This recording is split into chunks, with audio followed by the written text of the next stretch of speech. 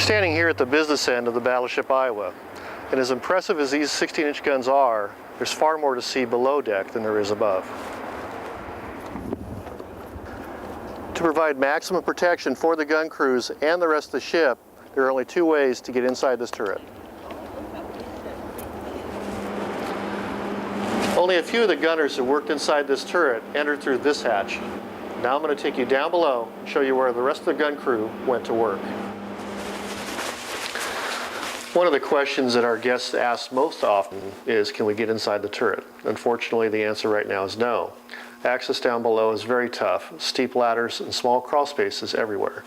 On top of that, as you can see by the outfit I have on, there's tons of hydraulic oil and gunk down below that we just haven't had the funds to clean up yet.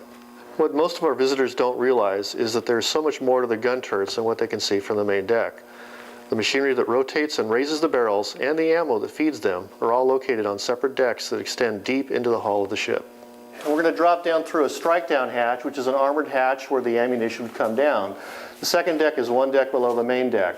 We're going to go down 3 decks straight down on these vertical ladders. Come on, follow me. All right, our first area here is going to be passing through third deck.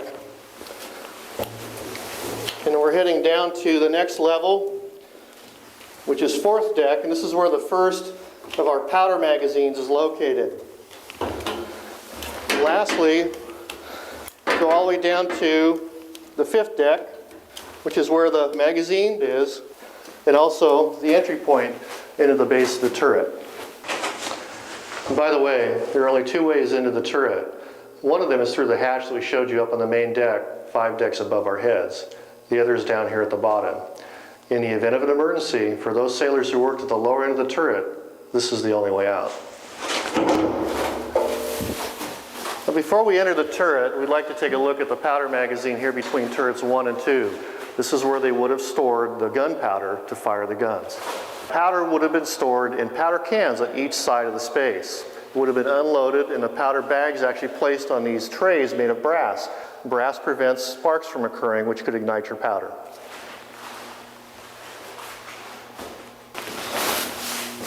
Now we've entered a powder flat where they stored the powder for safekeeping.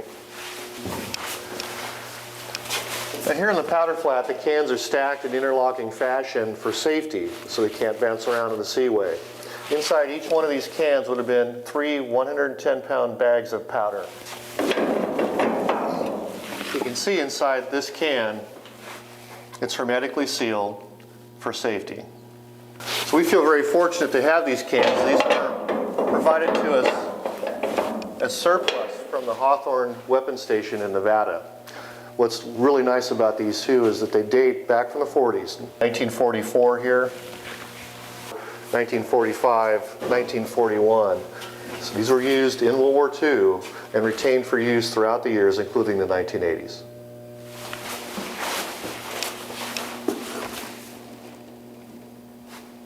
The powder bags are slid along this non-sparking brass tray to the very end, and they are passed one at a time through a powder scuttle, which separates the angular space around the turret and the powder magazine, thus keeping a safe separation between them.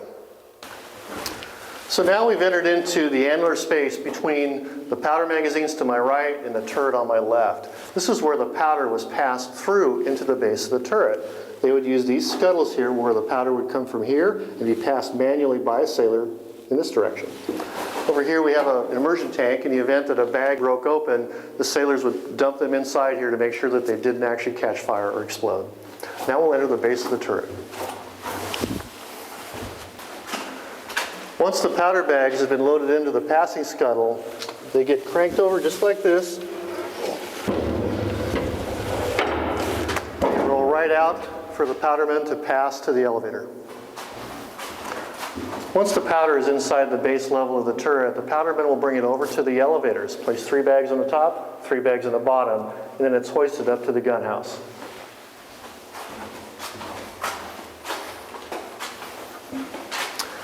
Each gun of a 3-gun turret has its own powder hoist. Each powder hoist has its own operator. This is the lower operating station for this particular gun. Inside, the elevator travels up where the powder finally meets the shell and is loaded into the gun. Okay, once again, we're down on 5th deck. Now we'll head up. We're going to stop at least one of the shell flats on the way up, all the way to the gun house.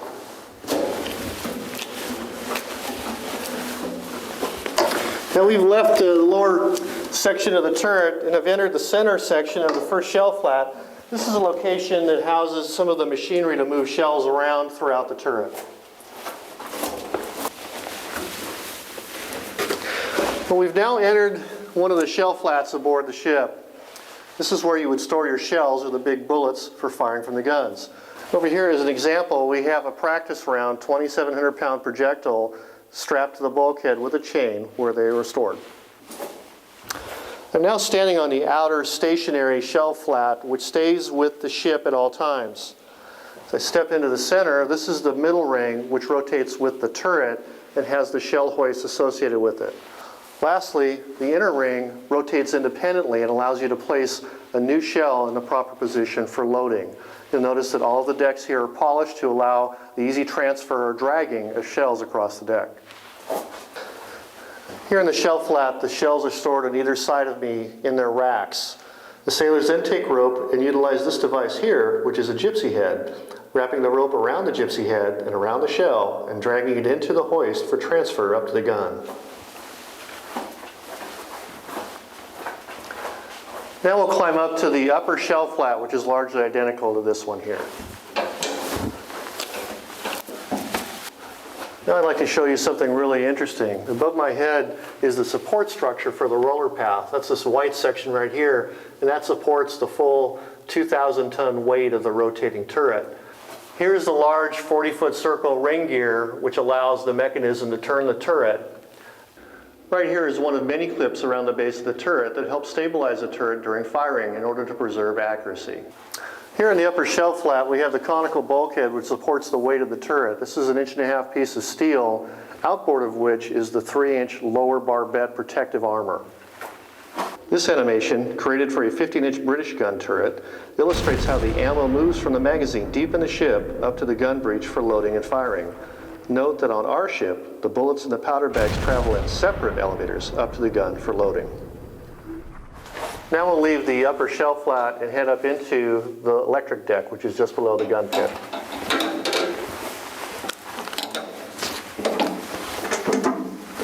All right, coming up inside here around the machinery that rotates and elevates the guns onto the electric deck. In front of me here is the largest electric motor in the ship. It turns the turret. It drives through a gearbox into a hydraulic pump, and it's controlled by the plotting system down deep inside the vessel. So we're here in the electric deck on the forward end near the training pump.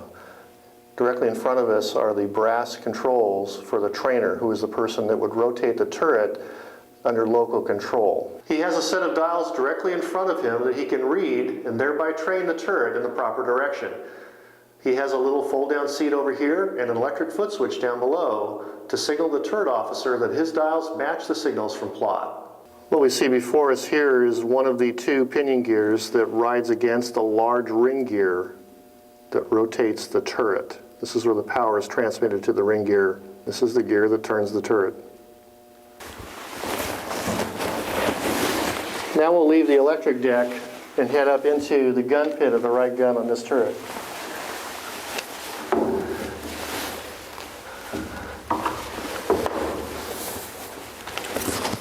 We are now in the gun pit inside the right gun of this turret. The gun, when it elevates, actually rotates down into this pit and allows it to have room to recoil. The recoil distance is defined by this red line back here in the back, and it's almost 4 feet.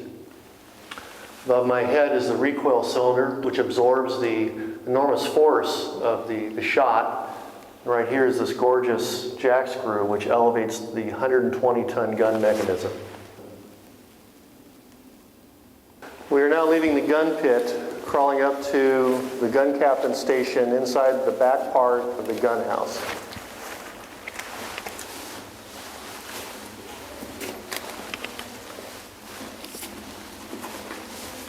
So here we are at the breech of the gun inside the gun house.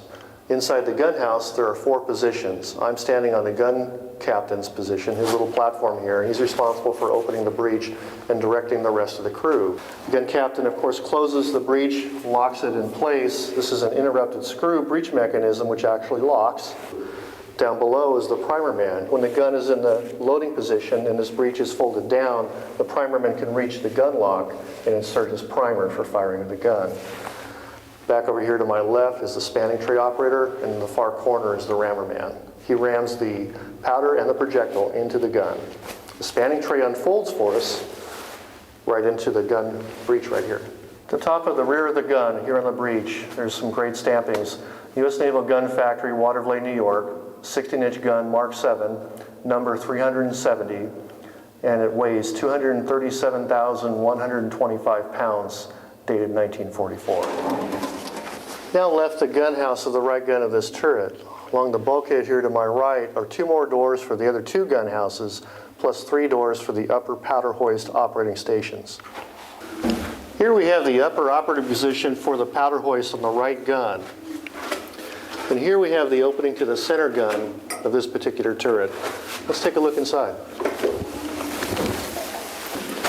Okay, now we're inside the center gun house of this turret. Remember that all 3 gun houses are the same, but they are separated for safety. In front of me is the cradle. The cradle operator sits over here to my left. The cradle houses the shell at the top of the elevator. The cradle unfolds, moving into the rear of the gun, allowing the rammer to shove in first the shell and then the powder. Here to my left is the operating station for the cradle operator. And directly in front of me is the position for the rammer man, who rams the shell and the powder into the rear of the gun.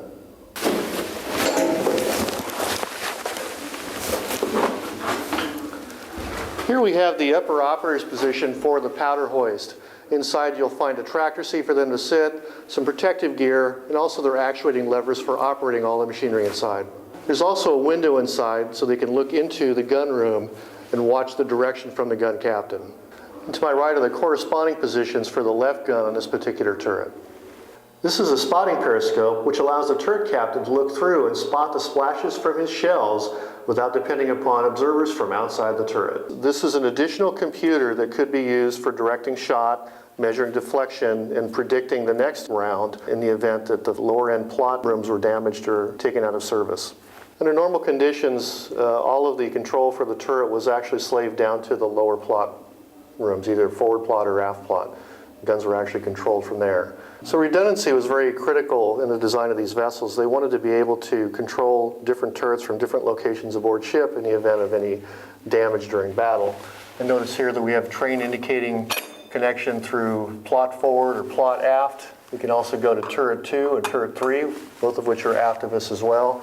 We have different connections to the gun train receiver regulators between the turrets. And in theory, you can send this information and control different guns from different locations just in the event other things are damaged. The sailors inside the turret would load the gun, give the ready signal, which would be transmitted down to one of the plot rooms down below, and the plot area would actually fire the guns downrange.